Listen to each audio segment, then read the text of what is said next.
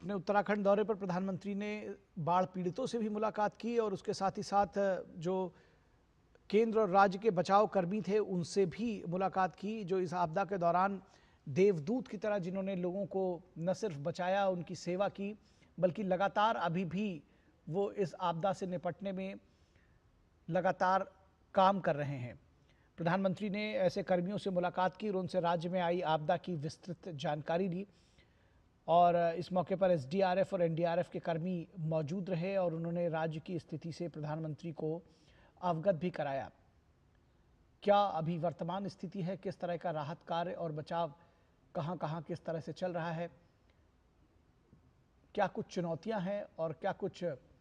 चीज़ें कैसे की जा रही हैं, उस विषय में भी उन्होंने विस्तार से प्रधानमंत्री के साथ अपनी बातें साझा की।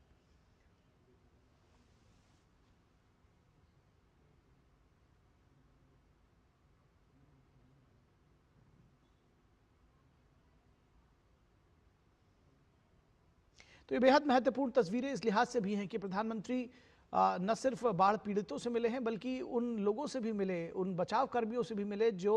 इस पूरी आपदा में जिनकी बहुत महत्वपूर्ण भूमिका होती है, क्योंकि वो लगातार इस आपदा में जब लोगों को उस संकट से निकालना, उससे उबारना, लोगों को सुरक्षित स्थानों पर पहुंचाना, लोगों का जीवन बचाना, और ऐसे समय में जब लोगों को सबसे ज़्यादा मदद की ज़रूरत होती है,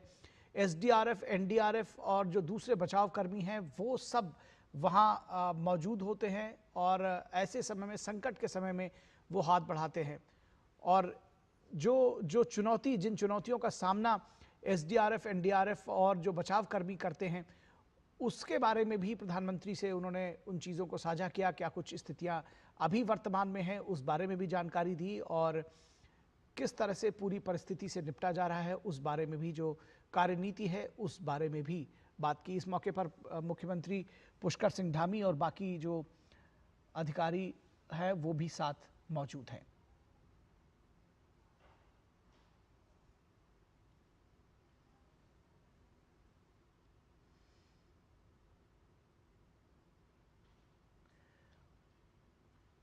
पहाड़ी राज्यों में, खासतौर पर उत्तराखंड में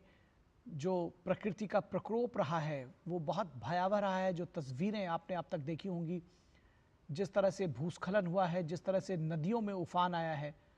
और मलबा कचरा जिस तरह से नदियों में बहता हुआ नज़र आया है, वो वाकई भयावह रहा है। बहुत सारे लोग इससे प्रभावित हुए हैं, पीड़ित हुए हैं, कुछ एक लोगों की मृत्यु भी हुई है।